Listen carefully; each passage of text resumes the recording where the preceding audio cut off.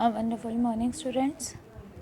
Here is 5th class science measurement chapter number 8, measurement, page number 92. Topic: why measurement is necessary. Measurement क्यों ज़रूरी है? We cannot measure object accurately without actual measurement. हम तब तक measure नहीं कर सकते, किसी भी चीज़ को माप अच्छे से नहीं सकते, एक्यूरेटली बिल्कुल सही से माप नहीं सकते विदाउट एक्चुअल मेज़रमेंट। जब तक हम सही तरीके से एक्चुअल मेज़रमेंट नहीं करेंगे तब तक।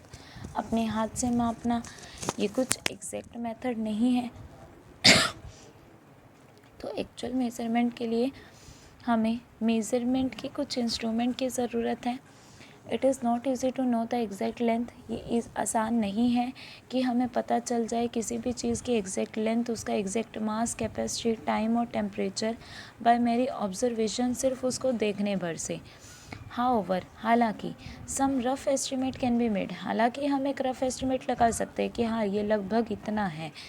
फॉर एग्ज़ाम्पल, एंशियंट पीपल, जो प्राचीन काल के लोग थे, यूज टू मेज़र लेंथ, वो लेंथ को कैसे मेज़र करते थे? By comparing the length of object with the length of certain body part. अपने किसी बॉडी पार्ट से उसको मेज़र कर लिया, जैसे अपने हाथ फैला कर देख लिया कि ये चीज़ इतनी लंबी है। सो अपने बॉडी पार्ट्स का यूज़ करके, सच एज, जैसे कि अपने पाम का, अपनी हथेली का यूज़ कर लिया, अपने हैंड स्पैन का यूज़ कर लिया, मतलब अपने इस चीज़ का जो हम अभी भी करते हैं कई बारी, द फुट का मेज़रमेंट कर लिया अगर ज़मीन मापनी है तो, और फुट स्टेप्स का यूज़ कर लेते थे, और the length between the tip of middle finger, की जो मिडल फिंगर है उसकी टिप, जब आपने पाम अपनी हथेली को अच्छे से खोला हुआ है, एंड द एल्बो, और जो हमारी एल्बो है, क्यूबिट है, दैट मीन्स ये यहाँ से यहाँ तक, इसको भी एक मेज़रमेंट के इंस्ट्रूमेंट की तरह यूज़ करके अपने बॉडी पार्ट को ही मेज़रमेंट के इंस्ट्रूमेंट बनाकर कह देते थे कि ये इतने हैं, हमारे हाथ के इतने जितना है। सो पहले इनका यूज़ होता था, उस टाइम कुछ बना तो नहीं हुआ था। These were used as the unit of length, इनको लेंथ की यूनिट की तरह यूज़ करते थे। सिमिलरली, उसी तरीके से when there were no clock, जब घड़ी नहीं होती थी, people used to count the day from sunrise to sunset। तो क्या करते थे लोग? अपने दिन जो टाइम है या डे है वो अंदाज़ा कैसे लगाते थे? सनराइज़ और सनसेट को देखकर। और from one full moon to another full moon, एक पूर्णिमा से दूसरी पूर्णिमा तक के बीच के दिनों का अंदाज़ा लगा लेते थे, और सुबह शाम के अकॉर्डिंग टाइम का अंदाज़ा लगा लेते थे। But such unit of measurement were neither a standard और नॉन रिन्यूएबल। ये जो यूनिट थी मेज़रमेंट की, एक अंदाज़ा देती थी, ना तो ये स्टैंडर्ड है जो हर जगह एक्सेप्टेबल हो और सही हो, ना ही हम इतनी आसानी से इसे यूज़ कर सकते थे, रिलायबल भी नहीं थी। Because they very from person to person, because किसी टाइम कोई कहे 5 बजे, कोई कहे 6 बजे हैं, तो ये पर्सन टू पर्सन उनका आंसर वेरी भी करता था, चेंज होता था। फ्रॉम प्लेस टू प्लेस, एक जगह से दूसरी जगह पर भी वो अलग आंसर चेंज कर सकते थे, क्योंकि सनसेट और सनराइज़ की टाइमिंग अलग अलग होती है। And were affected by local condition, अगर बारिश है तो उसके अकॉर्डिंग तो फिर वो कह देगा कि दिन में भी रात हो गई, सो लोकल कंडीशन भी उसको अफेक्ट कर सकती थी। The same quantity would appear different to different people, एक ही चीज़ का हर कोई आंसर अलग अलग देता है, सबके अकॉर्डिंग अलग अलग चीज़ होती है। फॉर प्रॉपर डीलिंग, अगर हम प्रॉपर डील करना चाहते हैं, इस चीज़ से आंसर लेना चाहते हैं, each measurement must be the same for everybody, हर एक मेज़रमेंट जो है वो हर एक के लिए सेम ही होनी चाहिए। The unit that could be use everywhere, एक ऐसी यूनिट जो हर जगह यूज़ की जा सकती है as a basic unit of measurement, उसको बेसिक मानकर, बेसिक फंडामेंटल मतलब जहाँ से हम मेज़रमेंट स्टार्ट करते हैं, जो सबसे बेसिक चीज़ है, अगर हम बेसिक यूनिट मान ले कोई एक मेज़रमेंट की जो हर जगह एप्लीकेबल हो, उसको कहा जाता है स्टैंडर्ड यूनिट। एक ऐसी यूनिट जो हर जगह अपनाई जाए, एक बेसिक यूनिट है वो मेज़रमेंट की, उसे स्टैंडर्ड यूनिट कहा जाता है। A standard unit remains same, एक स्टैंडर्ड यूनिट हमेशा सेम रहती है। वेन एवर, कभी भी देख लो, बाय हु एवर, कोई भी देख ले, वेयर एवर, कहीं भी, इट इज़ यूज्ड, चाहे कहीं भी यूज़ हो, कोई भी यूज़ करे और कभी भी यूज़ करे, वो सेम रहेगी। नेक्स्ट, क्योंकि हाथ का तो हमारा फ़र्क भी होता है, किसी का चौड़ा है किसी का कम है, तो उसके अकॉर्डिंग अलग अलग आंसर आ रहे थे। लेकिन अगर स्टैंडर्ड यूनिट यूज़ करेंगे यानी सबके लिए सेम, जैसे आज हम स्केल्स का यूज़ करते हैं, सो वो स्टैंडर्ड है। नेक्स्ट है मेज़रमेंट ऑफ लेंथ। लेंथ की मेज़रमेंट कैसे करते हैं? Length can be defined. Length का मतलब होता है डिस्टेंस। लेंथ का मतलब डिस्टेंस। अगर आपको इसकी यहाँ से यहाँ तक लेंथ देखनी है, मतलब आप यहाँ से यहाँ तक की डिस्टेंस मेज़र करना चाहते हो। कैन बी डिफाइंड, इसको डिफ़ाइन किया जा सकता है ऐसा मेज़रमेंट कि ये मेज़रमेंट होती है किन में, बिटवीन एनी 2 पॉइंट और 2 प्लेसेस, किन्हीं भी 2 पॉइंट और प्लेसेस के बीच में। We use a meter scale, हम एक मीटर स्केल का यूज़ करते हैं, मीटर स्केल का यूज़ करते हैं। और मेजरिंग टेप या फिर मेजरिंग टेप का यूज़ किया जाता है to know the length of an object, किसी भी ऑब्जेक्ट की लेंथ मेज़र करने के लिए। The standard unit of length is metre.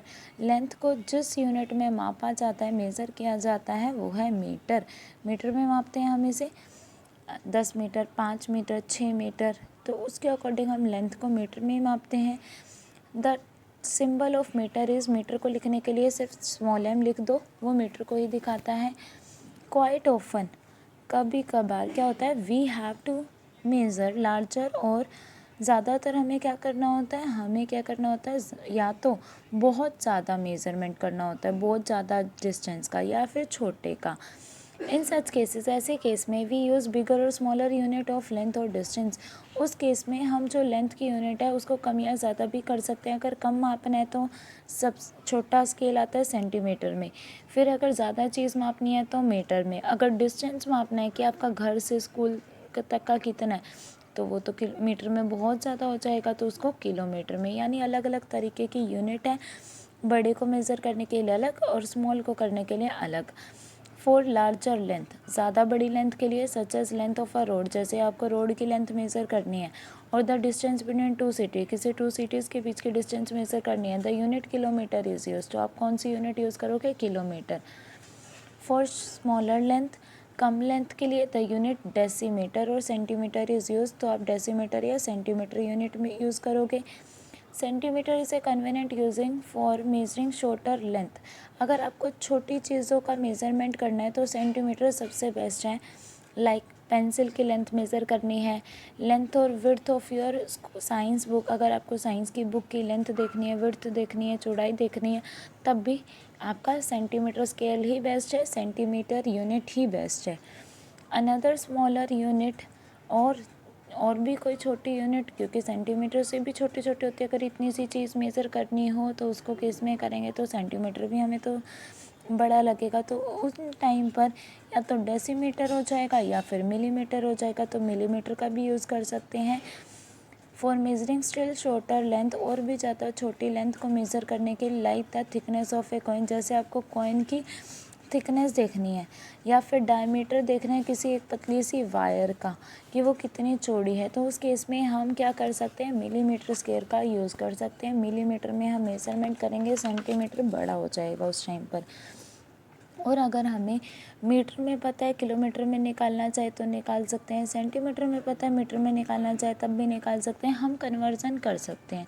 1 unit of length can be change into another, कोई भी एक लेंथ की यूनिट को बदला जा सकता है दूसरे में। फॉर एग्जांपल 1 मीटर में 10 डेसीमीटर होते हैं, 1 मीटर में 100 सेंटीमीटर होते हैं, 1 मीटर में 1000 मिलीमीटर होते हैं। ये इनके सिंबल दिए हुए DM, CM, MM। 1000 मीटर में 1 किलोमीटर होते हैं। नेक्स्ट है मेज़रमेंट ऑफ मास। लेंथ की मेज़रमेंट पढ़ ली, अब है मास की मेज़रमेंट, कि जो मास है वो किस में मेज़र करते हैं। मास इज़ डिफाइंड, मास का मतलब क्या होता है, किसी चीज़ का मास इतना है तो उससे एक्चुअल में बताना क्या चाहते हैं। मास का मतलब होता है quantity of matter contained in a body, किसी बॉडी के अंदर कितनी क्वांटिटी है। Mass is defined as the quantity of matter contained in a body, किसी बॉडी के अंदर कितना मैटर भरा हुआ है। It give us the idea about heaviness और lightness of an object. Mass हमें आइडिया देता है कि कौन सा ऑब्जेक्ट तो भारी है और कौन सा हल्का है। The standard unit for measuring mass, mass को मेज़र करने की स्टैंडर्ड यूनिट किलोग्राम है। Smaller mass such as mass of coin, कम चीज़ का मास मेज़र करना है, जैसे कॉइन का मास मेज़र करना है, इज़ मेज़र्ड इन ग्राम। तो अगर कम चीज़ का मास मेज़र करना है तो ग्राम में करेंगे, भारी का करना है तो किलोग्राम में करेंगे। अनदर स्मॉलर यूनिट अगर इससे भी हल्का करना है तो मिलीग्राम में करेंगे। Kilogram can be converted into gram and milligram किसी को भी किसी में कन्वर्ट कर सकते हैं, जैसे 1000 मिलीग्राम का मतलब है 1 ग्राम, 1000 ग्राम का मतलब है 1 kilogram. So we use a balance और weighing machine to measure the mass. आपने देखा होगा या तो आप इन बैलेंस का यूज़ करके मास मेज़र करते हो या आजकल तो वेइंग मशीन भी आती है। सो आप किसी भी चीज़ का यूज़ कर सकते हो। सो ये था measurement of mass. Next topic we will cover in the next video. Thank you very much and till then read this chapter carefully till page number 94. This is your work. Read this chapter very carefully. Only one lecture left of this chapter. We will do that in the next video. Till then read this chapter. Thank you very much and have a nice day.